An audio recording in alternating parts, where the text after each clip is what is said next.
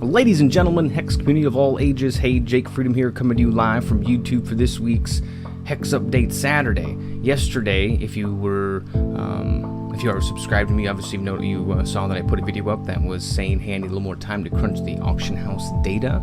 I have done that, and I have some pretty interesting results from that, but we'll get to that here a little later on in the show. What we're going to do right now is just going to go over what's been happening on the actual forums and the posts and updates and things that have gone that we've gotten from Hex themselves. So the first one I thought was pretty interesting, and it is a undefeated list in the 128 person constructed tournaments, and it's pretty cool to go through this here. You can take a look at the different decks that have been undefeated, who's actually playing them, what's in the deck. You know, this kind of gives us a really good indication of what the meta is currently right now.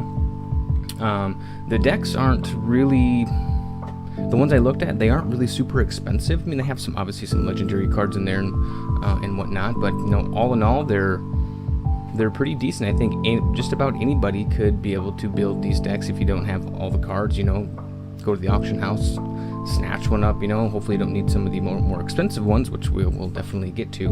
But yeah, these decks don't seem too crazy. You know, nothing that like, oh man, you know, I've never seen that before, and things like that. So again, I will link the undefeated deck list into the description down below so you guys can take a look at it. There are quite a few decks here. I want to say there's probably 20-25 decks maybe in total.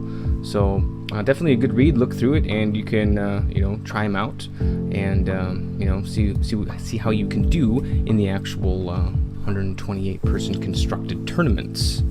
Next we have just a small little constructing Hex post here. They did this on July 15th. It says, hey everyone, now that the auction house allows players to buy and sell cards and build in their collections, we looked at supporting constructed Hex with scheduled 128 person tournaments. Over the last couple of weeks, we've tested the stability of these tournaments and the Swiss pairing feature. They're happy with the current state. And it says, see, we're happy with the current state of these tournaments, and we're offering them to players with prizes. You will play 4 rounds in each and earn prizes based on your number of wins. Undefeated records are awarded 4,000 platinum worth of Hex booster packs for just a 500 platinum entry fee. Okay, that answers the question I had last week. I think I said I didn't know. I haven't played a 128 person tournament yet. I didn't know if it was like if you did like round of 128, round of 64, round of 32, all the way down until you got to 1. But okay, here it says you play 4 rounds. And one viewer piped in and said that you know, just average an hour and a half per round. So that's how much time you want to set aside for that. If you haven't played one yet because you're not sure how much time it's actually going to take, that'll kind of give you a helper out there. So, you know, 4 rounds, maybe right around 4.5 hours total to do one of those. Draft is somewhere right around 2.5, I think. Well, last time I did a draft, it was about 2.5 hours from start to finish. So yeah, your entry fees 500 plat, 4 wins, 20 packs, 70,000 gold, 3 wins, 8 packs, and 15,000 gold. Part of making the scheduled tournaments stable involved running them for free, so people could just load up the servers and see how things worked, like that. And like I said, they are very happy with the actual tournaments and how they are, how stable they are, how the pairings are actually working out. So now they've actually gone to the fee-based tournaments, which is great. Nothing wrong with that at all. Another one too. Here we got a Hex update constructed battle. Now this here, it's got a lot of information that we won't go over all of it. We'll just touch on some of the highlights here. They talk about the undefeated deck lists again. They have, let's see, this right down here, it said you may also find some inspiration for your decks you've been wanting to try and build to gain insight into some synergies, card combos that can help take your deck to the top. We're also working on integrating mouse over gems and champions into the deck list features on hextcg.com. So you should see that in a week. Now this one here, it says maybe over 9,000. Speaking of tournaments, we've buffed the prizes to our constructed queues with extra packs with no prize increase. This brings them into line with the current draft tournament rewards per cost of platinum. So they just have the competitive constructed queue entry fees 300 plat, first place 7 packs 20,000 gold, second place 4 packs 17,000 gold. So they're kind of right there. If you do drafted, if you play draft, those winnings are right in line, like they said, with drafting there. Let's see here. There's no misprint in the constructed queue. You get at least one pack no matter how many games you win. So that's cool. I like that there. The constructed queue here, if you don't win, you get one pack and 5,000 gold. So that's nice. Interesting fact here that they're going to be talking about. As far as large tournaments or engineering, QA teams were able to identify a bug for the 128 scheduled events that would cause a tournament server to crash. There's a lot of steps you have to go down to actually win, to actually get that bug to actually happen. Another thing they're going to do here is they're going to actually create a tournament. It says we're also going to go where HEX has never gone before, beyond 128 players. So next Saturday, July 26th at 11 a.m. Pacific, that's 1800 GMT time, we're going to be hosting a constructed tournament with no player cap. You'll get to play against HEX Entertainment staff members and win prizes, plus bonus prizes if you match up against one of the staff bounties. It's free to enter, so I suggest everybody play it. It's free. You're going to win stuff because it's free. You don't have to pay anything. It's free, and you win stuff. Why not? What we're doing is test the server load and our Swiss pairings in tournaments beyond the 128 player cap. So please log in and help us test the readiness of this feature. If you end up beating one of the bounties, make sure you take a screenshot and let the world know about it. Okay, next one here, we're talking about some streaming content delivered to you Web 3.0 buzzword. We want to remind you that the community members Infamous and Ceros are going to be hosting that 48-hour stream for Child's Play. We talked about that last week, so be sure to check that out. That's going to be, what is that, just is that a week from now? No, August 1st. That's when they'll be doing that there. Before that happens, there will be another stream. Guar called out our, if you follow the forums at all, Guar, I think that's how you pronounce his name, he called out R&D PvP lead designer Ben Stroll to a challenge. The prize is just pride. They're not going to play for anything. That's all, pride's always a good one. The other prize is that if Ben is beaten, he will reveal a set 2 spoiler should Guar win. So that's neat there. We always like to see these set 2 cards. I've seen a few of them. I actually have a few to show you here towards the end. Cory did finally get back to his blog, and he made an update on there, and he has some set 2 cards that he's going to show us. So let's see here. Tune into Guar's channel. That's going to be 8 p.m. Pacific time, Wednesday, July 23rd, and you might just see a new Shattered Destiny card. Other than that, playing the market today, Shark uploaded all the auction house sales data for the past couple of weeks, and that's what I've been crunching to go over and to find out the average cost in platinum for cards. And we're going to show that to you here in a moment. But first, let's go ahead and take a look at Cory's blog.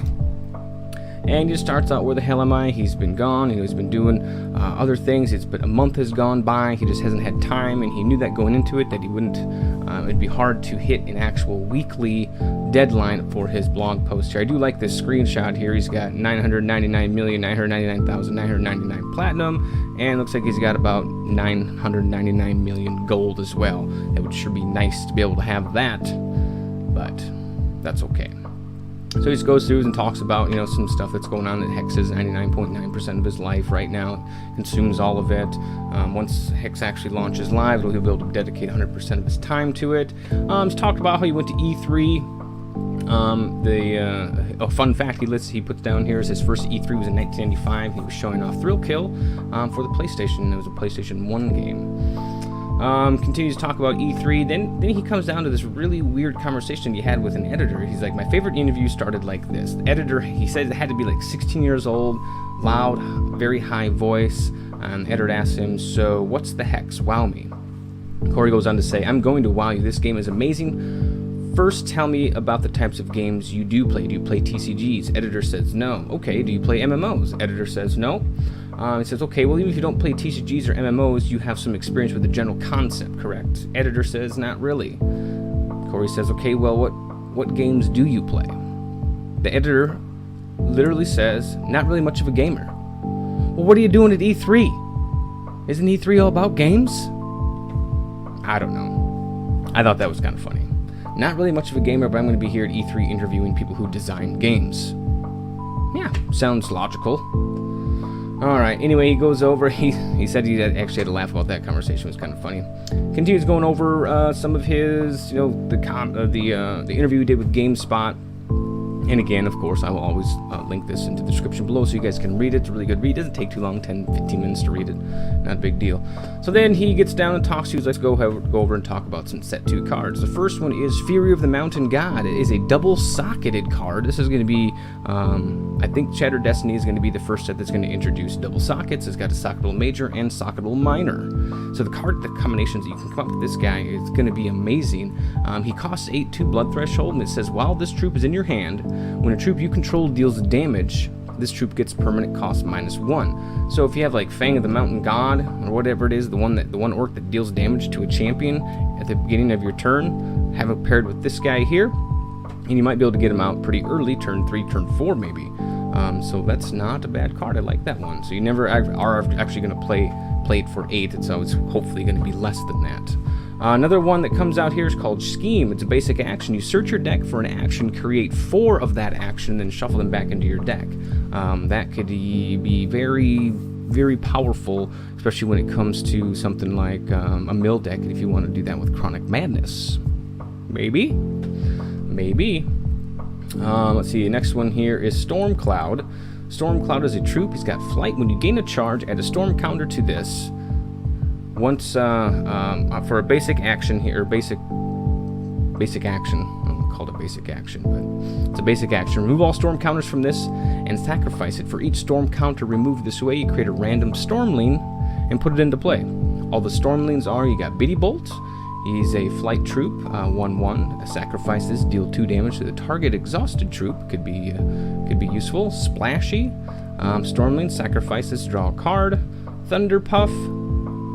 Flight, sacrifice this, exhaust target troop.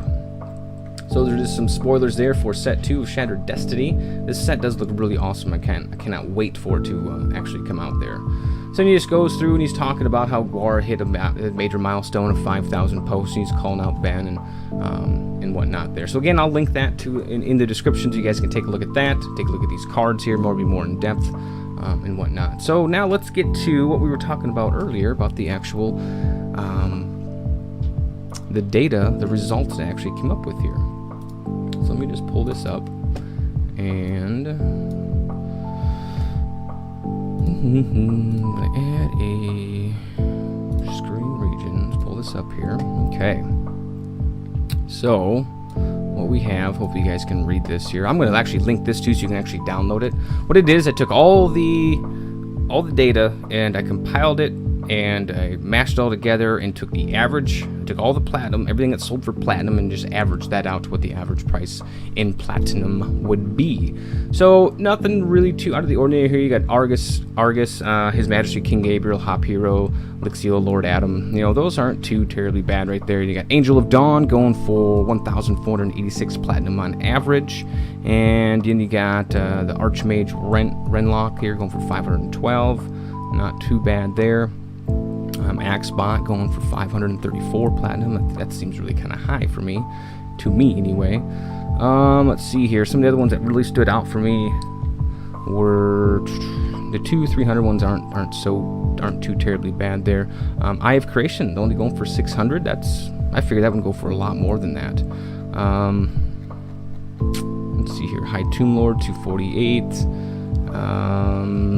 Let's see here. Mastery of Time 672. Right here, this one, Noble Citizenry, going for 2,070 platinum on average. That is ridiculous. I did not expect that at all. Let's see what else do we got here. Reginald Lancashire, 353. Figured he'd be higher than that. Soothing Breeze. This one really shocked me too. 1,605 platinum for Soothing Breeze. I did not foresee that at all. Vampire King, that's a very popular card, along with Angel of Dawn, 1347 is its average there. And then there's another one last one right here, Zodiac Shaman, 1,895 platinum. That was just really surprising to see how high that actually sells for on average. So again, I'll go ahead and link this in the description so you guys can download and take a look at it. Hopefully it brings some insight to you when you're buying cards off the auction house, so you don't overpay or If you're selling cards, you don't, rob yourself of some platinum. Works both ways there. So other than that, that's really all we got for this week's Hex Update Saturday. So if you liked the video, go and give it a thumbs up. If you want to see more of these videos, go ahead and click subscribe down below, and we'll have another video for you soon.